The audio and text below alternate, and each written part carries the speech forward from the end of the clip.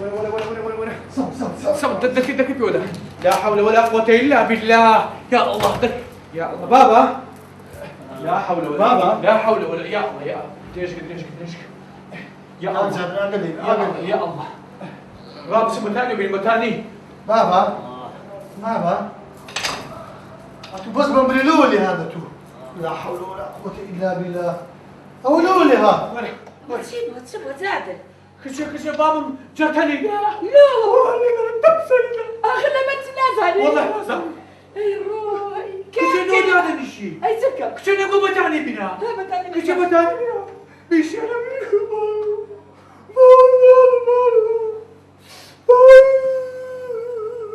باشا أما بيمر تعدل نازاني لو أيلياتو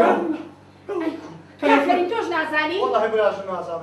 هذا أنا ما زاني تلفوني لو كنت قلت أنا تواني بابتر تعدل تلفون لوك إيه قلت له جادر او بابتها قلت وري والله أنا والله قلت انا جزائري أنا أوركوي شوف لسه صادق قدم إيه كل بابا قسم بناك أدي هات وقت جبرات وأنا اللي توي ولا وتويريه خوابزار نشندنا خفتي او يوم نكشتيها يا ستبكي استاذ تشنده هيموه لهر جيش اسمه خير ديمو اقاتني بباشا باشا دبر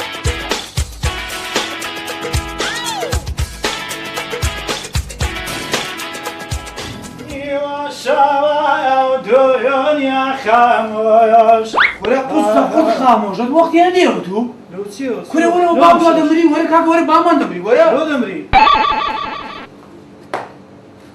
ولا بلشندر بيوتو هات نما تشيشتي ولا شندر كل كل شيء وبابا دمري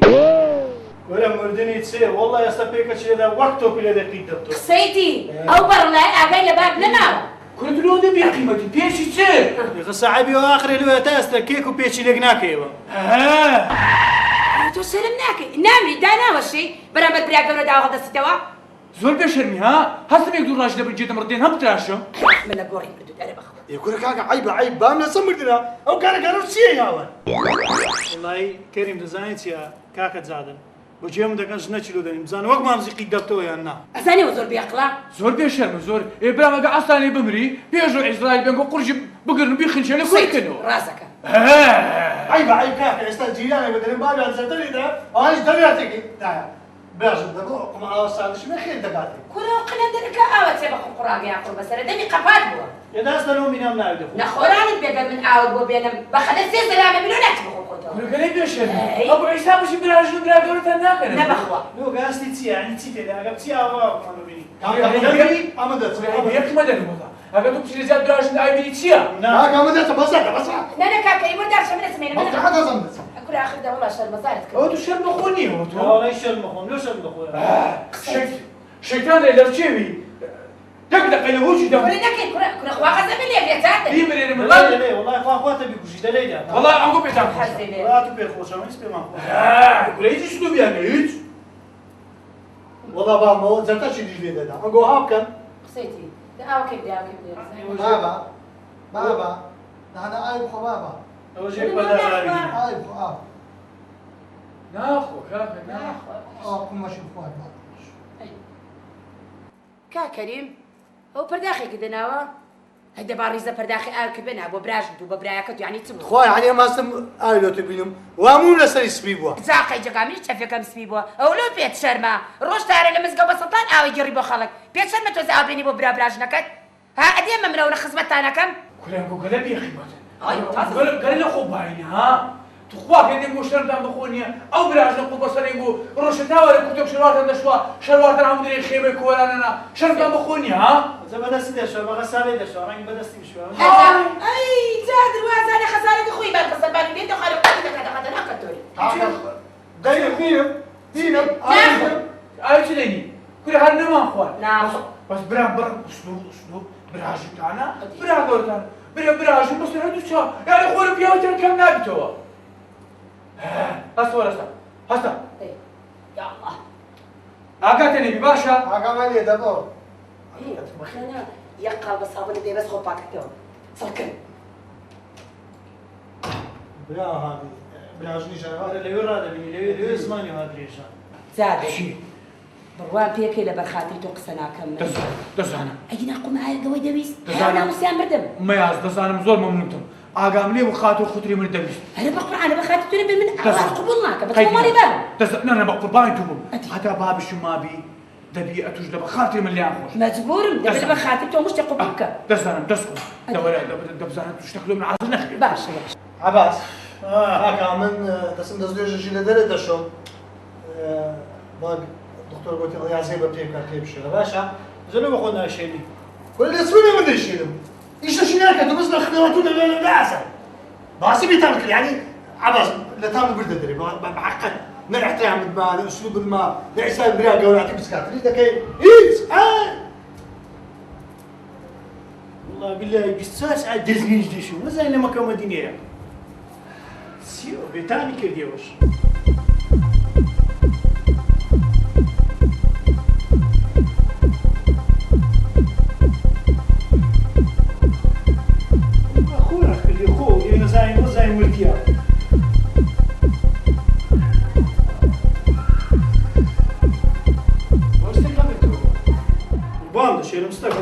درێت پێ لە فەردەی دێنێ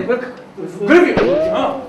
تخوا کەس بابی خۆی هەشێلایە کەریم گوتیان بشێنە کەریم وەرە زیرە لێ لە پێی چاردۆ لە پێی چاوی کەریمیدا با قوربانە خۆڵێری بامبی بیشادە ئیشەکەم پێ دەکەن ئەستاد پیا خراپ بردەرێ بێ ئوسلوب کەس بابی هەشێلایە بابا بە قوربان لەسەم لێ ئیساوکە بابا وهات وين كاسة فن السلام عليكم وعليكم السلام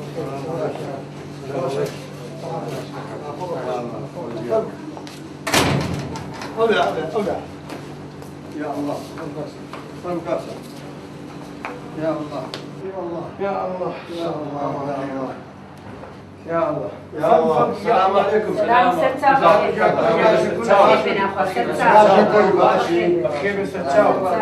حاضر رمضانكم والله وقته بيك فايدة بخير بالفرس يعني يا الله بخير بس هردو تشاو خوش بیا ربی سلام بخير بس تشاو خوش بیا ساوس خوش بیا أنا كريم أنا كاكا بين بري باشا ما دباب دواليات له تلفونه خبرك والله كاغ مغديد قلت ما باخرش بهلاك ندي الحمد لله هي امانه وماليو شن باشا واش دخوي بس هلا مدريس قرمة هلا هموتان بيك زاري بخير یا رب خوش بیا و سلامت بی حیاتك كل خير يعني والله الدنيا كلها بيش قازينو تشد بوم لونا تقول بعم زطلي كل فشع كل خفتي لي بخوي جيوش مادي كريم بمبلا بابت كوا لو من انا واز بنا تتاكد تانك لو بابت علاجك او لا ولا انا برام تذكر والله هي كاغ محمود الدكتور قلتي بس علاجي علاج طبيعيه اي سيدينا علي والله اما جوا وجد علاج طبيعي لو كانوا ليش شيء قام يبدستي دكاين بتما يخون ده والله لقازني ونوع عقسانة بكي دبي يقوص لنا وتساي بدم هرداوي سمير لولا شبكسي ولو بشوار لبو دروس كان بيت عيب يقمش بينا وخرش او زاره بابت حلش تشليها انا هاي خطريات بو تلفون مالو لكي امش دقيني ايه انا برام ستابيبس سلقورني انا عقسانة خميلة وخو كاكري برجع دبور خيلي دواء كل هات دواء كل ديم بلا من حاضر دفارة بس تلفون لوبكا من ديم ممنونين كاك محمود ما شبابهم ممنونين كاك محمود يناديني كاك لكن مزور يدعي بلي بلي إيش قصة موضوع هناك والله كاك امش المزار امش المزار هذا كاكا كنا نقوم اخذ بتحاج هذا الرجال كاكا خلاص يلا ضرب بابا باكر وعودان يا ربي واحد سالم ان شاء الله كاك سار كاك شو المزاري شو المزاري شو المزاري ژنی ئاواک چایەک لۆ شتەکە نەیناتوە چاو ئاو بۆ بێنم بۆ چی بن خەڵک چاو ئاو بۆ پیاوە هێنێ خوانە حسابی جاهە بۆی من نەکرد هەروەیان زانی بە شەر نین ئێمەدانی بۆ ئەمە لە حسابیان بۆ من بۆ تۆ کرد یەک دەمە من لێرا دانیشتم بەس کەریم و عەباس لە مەیدانا بوون بابی کەریم و عەباسە دیارە هیچمان فکر با قورعان ئەوە لە ڕەسیدی توان نەبێت ئەوە لە حسابیان بۆ تۆ نەکرد هەر ئەسڵەن بە پیان دانەنە والله خۆش نەکە ئەو خەلەندەر لە خۆت بەس والله بتان فکرمی نەکردەوە خۆ ئەوکەش بەم لێ نەبوو لە جادر بابت کۆیە بابت کۆنیە پێم نەوتی بە تووشیان نەبوو برازن هر كريم سري هنا وسري برد وقصة قام بقول يا ما حساب ما بقول هسه ولا لينا هسه ولا تكبير شو بكم يسامن شو اللي دبي قابلة تذكري ولا من تكبيري بكم خلنا فقي حال يتنازلي بيبخت يا اخي تكبير شنو دقيق طبعا تكبير شنو دقيق يا اخي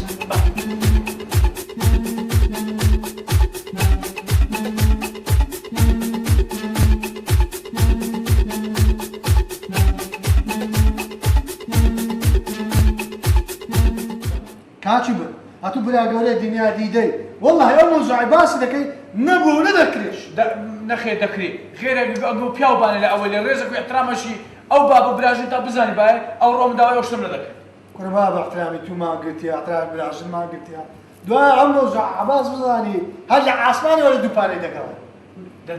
کاکە فەرمو میوانمان هاتیە میوان ڕووی لە من نەکرد ڕووی لە براژن نەکردیا ئەرێ کاکە بابتان بکوە فەرمو کەریم باب بکوە عەباس باب بکوە لۆ بە قەشوەرم لە ماری دیارە ها بالیفم لێوان دانیشتیمە ملیۆ دەر ها ئەو کە بە کەیف خۆم بە کەیف خۆم دەکەم ئەوەی گوتم ئەو هەلێکم گار بەمەری شەڕەشەی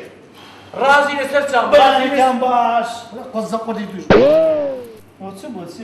لە برا گەورە بسەبزا چ ئۆنێکی لە بەسەریە بەس برێ چ ئۆنێک لە بەسەریە چ بۆ کاکە چ کاکەم بە کەیف خۆم دەکەم لۆ کەریمشی باز کرد توش باز دەکەم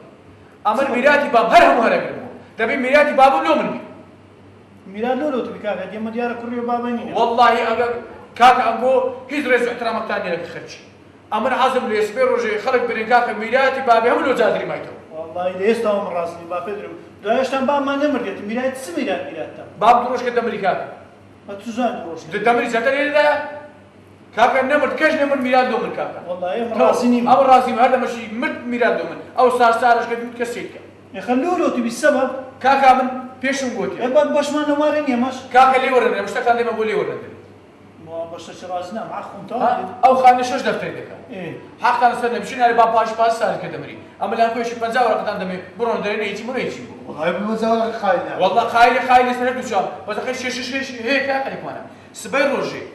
تێدەگا میراتە لۆ من دەبینێتەوە کێشە بی مشکلە بی خۆشی و ناخۆشی هەر شتێک بوو میرات دۆشێ مایتەوە لۆ ناوەڵا یەکێ دەفتەرێکمان بدێ سوێنیا ئەو خانی ئەگەر 20 دەفتەری کرد یەک دەفتەری کرد عەلا کول حال وهذا سلام لەگەر ژنیمە بەس قەینا ناوەڵی شی 50 وەرەقەتان دەبێت باقمان قسەش بکەم نەدەفتەرەشتو نە 50 هەفتا و پێنج مام بدی یەکی ئەفتا پێنج یەکی هەفتا و پێنج هەموو عیلاقەتان لەسەر هیچ نییە حاقمان سەیزیە بەس لە ئەو ڕۆ میراتی منە قەسەکە پەنجەمۆر لۆ دەکەم پەنجەمۆری بەناوی خۆم دەکەم بۆ دو وەڵای ئەمە سبەنێ نییە میراتی بام هەموو ئەتو دەبێت زەرەڵ خازات ئەتو خۆرج بوو لە خۆتەکەی تۆ هەر دەمەشی بابم مرد میرات چییە؟ زادوە بەس زادرە من هەفتا و پێنج وەرەقەی خۆم وەردەگرم ئەو لە ئێستاەوە کەریمی ڕاجە بۆری لۆ دەکەی پەنجەمۆر لۆ دەکەین ئەم عەقمە کەریمی کەیف خۆتی ئەو لە خۆی ئەم پەنجەمۆر لۆ دەکەم وەڵڵی سبەنی هەر شتێک ببی باب سارش کە بمری 50 ساعت کە بمری تووشی هەر مشکلێکی بێ لەسەر میراکەم عیلاقەکەها کاکە ئەختەم یەک دینار نادەم بەخوای تۆکە هەر دەمەشی ئەو کابرایان مرد میرە لەو ڕۆ میراتی منە لە سبیان ڕێژی ئەفتا پێنج وەرەقەتان دەبێت تۆ دەست دەمن تۆ دەست دەمن ورە پیا قسە دەکە ها والله ئەو پەشماندا بووم داسوودی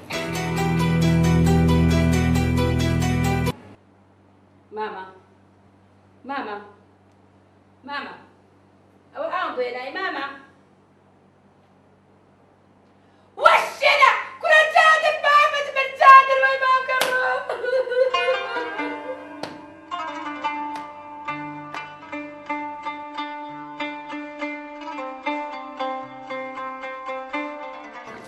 دەڵێم جادر ئەوە چ دەکەی دەیخوا لێت قبوڵکە ئەوە تەعزیە خەڵەس بابت ڕۆژ تەزا ڕەحمەت لە گۆڕ ئەرە وەڵا ئێمەش هەر دەبرین دەچینەوە شوێنە جادر بڵێ چ لە ناو تەعزیە لە باتی فاتیحا لە بۆ بابت بنێرم دەمگو ئەو سەرۆت و سامانە هەر هەمووی بۆ چادرە ئای ڕەحمەت ناوژناوە دەگۆ وەدە خەبەر گاتە ناوژنان تەواو گەشتە تووچێ هەر لەوە نییە ئای ڕەحمەت داکو باب لە کۆڵان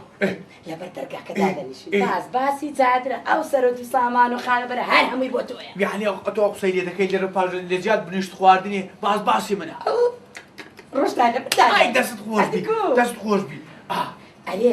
پێم بڵێ باش بوو بیرماتەوە ئەتۆ پەنجەمۆر لە بۆ هەتیوانەی برات کرد کچەی دوابدا خۆم هەندە خەریبم کەچی ئەمر کەری خۆم زوو بەستایتەوە یەک پەنجەمۆرم پێ کرد شین گوتم نەوە قسپی بیتەوە نانە خەمیۆشتت نەس ئەوتو ئێستاکە شێ سەعەت مارە جادر میران دۆشێ مایتەوە جادر چێ پیاوە جادر لە بیرتەوەشی ڕۆژەکە لێکوانە وشی میوانمان هات کەس حیسابی لۆ منتو نەدەکەن وەبوو ئای کە دڵم بەری ناربوو بەو شتە مەسەلەش کوردی هێدەرێ قۆرتی لۆشێ لێدەی بەخۆی دەکەتە ناوی بەخۆیان کەتە ناوی هەمیان لە گەروی هاتەوە الحەمدولله دەست نوێژم نەشین نا عادەتات دەست نوێژم دەی جادر وەتە پاڵەوانی مەنتیقە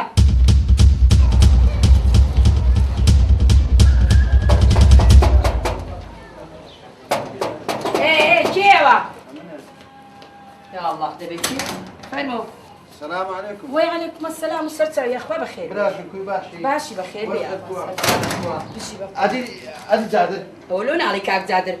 هاي. أولا كن جنوبي تكاك. عادي يا بس بيقول لك كاك زادر دبرو قاعد كاك جادر لو كزاري. لو خيرة إيش بيتي بردي. خيرة إيش بيتي خيرة. ناقي ناقرم توجب برادري عباس الشيت هاي. زادر ولا ميوان معناتها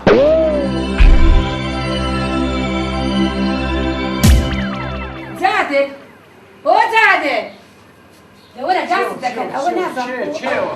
أنتي وكهب وقتك تصلك ايه لو تشات زادر كي عباس الشيت برا سيوا لو تشات يوا زوان ورا مشوش بس انا بيبي نسبي لا مداني اشتيت لا مستاي شو دي وقت سبايس امري زلاين بماري كاول لك انا فرم كاك لو تشات تو جادر كوي. أولون عليك زادر هاي أو درخت يودو دوب طريقة كودي. على خمري مام زادر كاك لو عنده بيشرمي كاكا ما مزادر. ممنوع وخواي بتسان اللي قراها بيجوري قول بريز قيداني هادي كورة بلاش دركي كيلو قلت فرم وتاجوري. اتو اول زي اخسر جنامك هاتشان نروح جناكري ولا هذه دي أو هات ما ولا. سر جناني داي زادر كوي. حياتك ها؟ فرمو كاكا أمان عباس كريمة مزي. إيه دي يعني تيا ده بس كان ما تحاول اللي بيروح زاني أولا توري كاكا كريم عباس مدي. ايه دي ده مش دي مان هني يقولوا شو ما لي كان هبدو شاف. ايه مش سوني تفهم قلت يا ميرا لابد زادي بتمايا. لو شيء ايه بلا دوم بس ما تو أو تقول بس مور بيا كرديا. لا قمور شو فيك تو براسه أو تزاني ملوتاتي ما. لو تخو خانك ما نفرش ولا اقول له ايش هاتي خاني كمان ايش ثاني ما فيلم لو دري آه. تصير كل باب تا بنزا ورقي من قردار. أغلى ودرويا أغمر دومريا والله وبالله زادت بحياتي خزوني من بحياتي قام خزينة كدوا هاي والله منتي بس عايزك كلامي بالرجال حيفيدك دخلاني نومك شرمي وعيبناكي شرمناكي ايش نبغى مقدار تبغى كلها كل قردار بوا. لا والله كنت يبراش قردار بوا. سلقاش نامك اكيد كاك قردار بوا. شي قدر بوا بس بزار قدر صدق هاي صدقات يا قابلة بابا مرضي قابلة شحن كريتو صدقات بابا مرضي يجنا اخوه والله زادت ليلتك لا دقيقة صف شيء بيدك هنا بس ندخ واقل لسه بشت عندك يا ورا لقل مني نازل كاتب عدل دخوا لابو ستر قرطة بس او اسمي بامه او كيك جدي زاد لو رسمه من اقدار نبوم او لو قدر انتو بابا هو مو هذا الكهرباء يقول لك قلت خاني لك برايش تو انت بقى بنسى ولا خيب دروكا زاد هيت براي فينك دروكا عدل دخوا هو بلاش عادي ده وبخزون باصلكي هاي بوا بلاش عادي عادي كو معناها استقر دارة بس ما ركي من عادي ونيا في عادي اصلا هذا تصويرني ها او ده بين كاتب عدل تشيله دانا او لك اي بابا بنسى ولا كان جاء ورقة قال لا تخش او ما زاد لا يقول مشتبو هذا زامله وش كفى على كراس صديق لك كافة لو دم دستيت ما ندرسني او تبو دستنا اخواتي استمعوا لك كان جي لون دادري بارك بيمبر كاكا ونيا دست جنكا هاي بياونا ما جنبوك او دست ايه كريديت شادري هذا الشادي بدمي لا، هذا صدقني. دستي وي دستي وي وي سبريم من حاتم ولا ما بنزابرك كاكا مولد الشيء روج ماملي كفلوا بدي هاي ايه من كفيل لو منا هادوك ما كفيني كاكا هذا كان ما بكفي لك لا لا بروج ما تاخذ تريش ايتو كوي واي حزم علي لا كاكا كان جنون دادني كاكا الشيء روج سيروج اقل ندبو دبي اقربوا شخص يا بساكا يا شيء لك أصدقاء كاكا مبارك الله ولا قلبي وحافظ وحافظي بي وحافظ زاد هو بامبنا خيري لطف اشياء بخرتي والله من ناكل قال خطر كشي ها كشي كلا خطر بقول انا توش مشكلتكم اما تشوك مع الداخل بس نجوري وري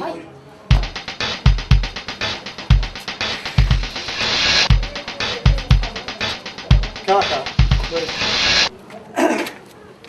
ورا بجيب لي اخوي بلا اخوك بكا تو بچ مستعار بكا كل وشي اخر كي دوري اقول مزقفتي بكا كنت بس قوري بو لس او زاد او غازني باش سبني بملي جواب يا اخوي هذا ديتو زانتي كاكا مفكر منو شتي كرتو كاكا وعد بيسمني زمانيا با وعد بلي سدستو تۆ بۆچی مەسوع دەکەم سبەنی هەر بستێن لە نوێش سبەنێ و غوتبەش لەگەر خۆتم بە باشە قوربانی ئەو قسانت بم کاچی من ئینشاڵڵە ژنەکە لۆ دەین و خۆ ئەگەرە ماناشی باشی دادەین ئینشاڵڵە باشە نایزانین چێ کاکە بەس پیاو بەها کاکە وعد بی پیادەم بەز وەڵی تااقەتی ژن هینانە منە مەسەلەش کوردی هەیە دەرێ عارەبانێت تەنەکتەری معدل لە دووتە وەڵا ئەنجە کەیف خۆتا با خەردیت و بدەینەوە ئەباس کەریمە لۆ من ئەباس بەڵێ کا ئەدی خۆ دوو ئەستان هاتیە بیرەکە دێدا وڵای تەلەفۆنمان لۆ کردیە بەس نازانم دیارە ئەوروپی نکراوە يا الله السلام عليكم كريم خوي باش عباس خوي باشي وەلە خانی ئەوەلی شێدەکە دوای گاز کە بریکاکە ئیمەشتا پێی دەرم پێ بەهار بەخۆم دەسمەخنی برادەرمە بله کاک محمود بەخێر خوش بالسلامة بيا باش بەخێر بەسەر چاو کاک خوش بيا باشی بابتن رحمتي عندك كاشي بدو بەێ لقر عندك بنجر وده كبر مش كفيلم حتى بينز ورقة كردار ئی خانی قەدیمە بله أرى والله منش كفيلم إيه. بينز ورقة يدابو حتى بينز ورقة ما أبو منش كفيلم ده كبر ده بنجر برده كاشي برده بورش عشاي برده أو شهاتي بالعين وەڵی کاک سەد چاو بەخێر بێسەر هۆرد و چاوە ساو ساو بيا گەورەت کردی ممنونتم بەس نازان ئاگاداریانە ئەمە میراتی بابم جادر هەری گرتیتەوە هەموو ئیویە خبر ئەرێ وەڵی بە خۆری زبر هەری گرتیتەوە يعني حمو لا زادري هەموو لە جادریە يعني اشتا بسم لا زادر زادر حقهم دداته ئەرێ وەڵە ئەگەر حەق نەش حسابەکە هەموو لەکنەویە یا الله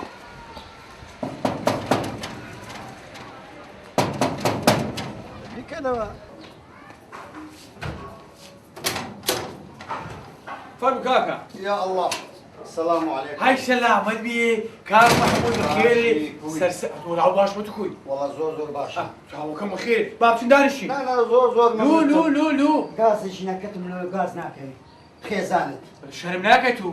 لو لو تيش بيت ايش برد بيت غازي كاي ستيلي جاينا تتلقى يعني كاكا تو غازي كا يا اخي ايش تسميه كاكا ايش سلام بيت كاكا ايش بيت مكفيلم تو غازي كا يا بياوني ما بلا ماري يا خاينه بيا هادو ترى وسم باشتري ضروري خولي ولا كتو فرم مياس شو مياس بەێ دورها دورها بشي ولدي بەخێری شوفي نەمزانی دەی فرمو كاكا اول شنكا اها ولا ما عملت ولا وصل جناني بوي كيف قلت معي سرجناني ما وني أري والله. زور ساكا براجن بله. هاتونا هاتو كاشد نبرت بە دركو بنزرن نبرت بە بورو قسم بوريد نبرت بەرە وەڵا خۆ حاشای لێ ناکەم او تساوي من حفتا بينز ورقه قردار هاي هەر لەگەڵ منی ئینێ زادت حاي حافظة بيز ولا قداري هذا والله قردار ليش بينز ورقه تندايا إيه. حفتا بينز قردار شو من كفيلم يعني بابم دفتر شي باي دفتر شي الشابر هدي كاشيبر و بيز بنم دركاي برد بنزري برد بوري برد نازم سيبر حموي برد من كفيلم أنا لو أنت شنو بدي خل كلب على كل بكل بايوا من بابا كل أنا والله لكل دبينو والله من أولا نازم خوي دزاني أو عندك كفيلم باركم دينا باب زبيدمي شنو قصة تأكل وكابرة ويا الله تأكل وكابرة وده خدارة بەعرە وەڵا زادت قال مني والله وبالله وتلاد يعني بلا شكات ليكم يقبل أتوش داعي مجور أوش داعي مجور حدت سيا ئەمە داهێ دەژرێ فڵتەفڵت مەکاتیم هاي فلتفت عيدنا بتزل الجنيد يا أخي شوري بيشر مري والله هذه كو هذه بيا مالين يا أتو بيا قيلا والجنية هو دەمێنێ هاي من بدمە هەر وەڵا بەدڵی خۆمەڵم كاشا كدمني أتو يقدر قشل المراقرة بلى. أتو دفتر وقلم بينه وبرد فيتو بله ئەی شاهدي ما كفيلم ولا جرفان ما دوري ناصر دون كتيما هم شو كتلو من دروس كديا استأولانا يكودونا زحمنا باركم دينا بابروم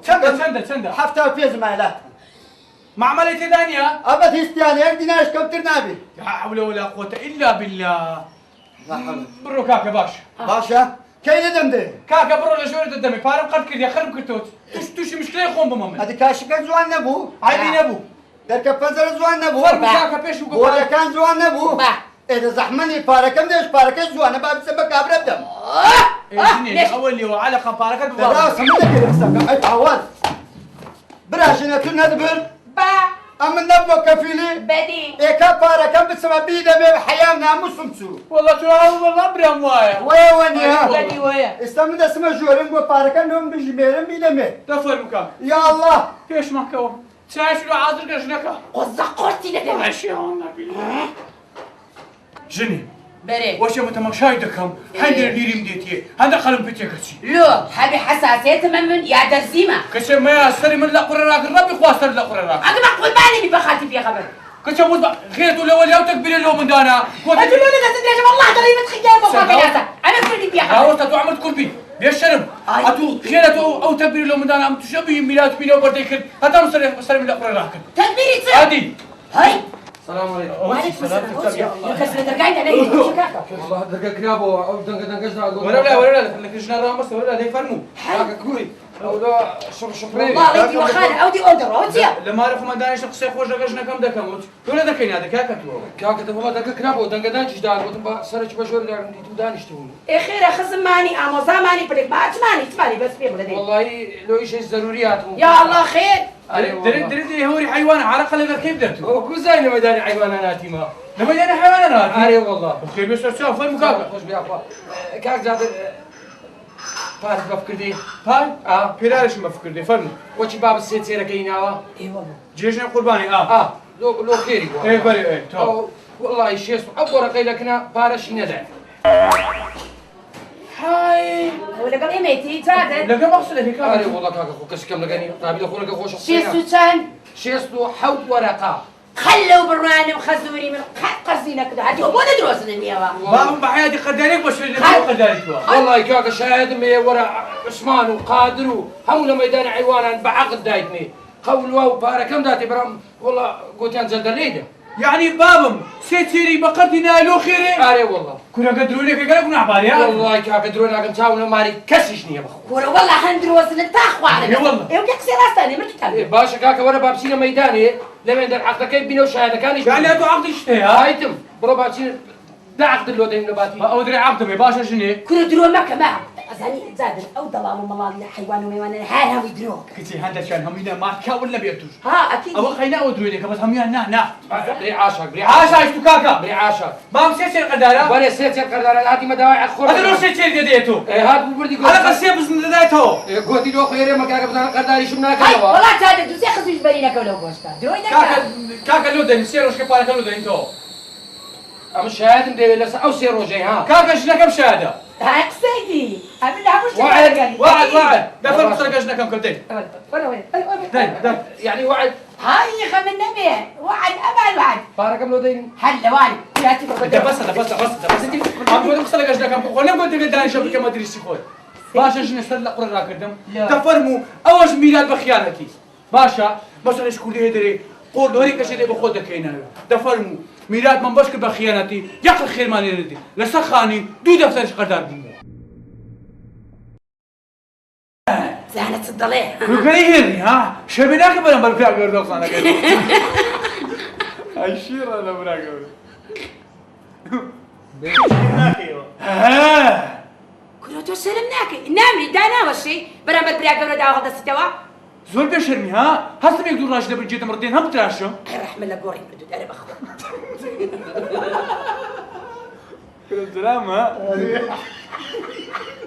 ويقلق يا ولدي كورنك راس بابوري كل ما بيتوا شغالك بس في ذاك اليوم يلا بس كاتب شو بدي اقول لك ولا كاتب شو بدي اقول لك انا قدري باب خوما من باشا ولا هذا الشيء اللي تو كل شيء بتكوى لا ولا يقرا او ملعونه والله يجي الله يجي لا ولا يقرا او ملعونه والله يجي علي ولا ملعون كم مكي هم تو خط له من انا تسلم من القرى راكد بس بدا قاعد يلا كاك قداي عكم مكان كله والله داعش استكيوا انا خلاص داعش شكسي استكيوا حلو 5000 حاجه لازم افرد زمان تبي الشرمي والله شكرا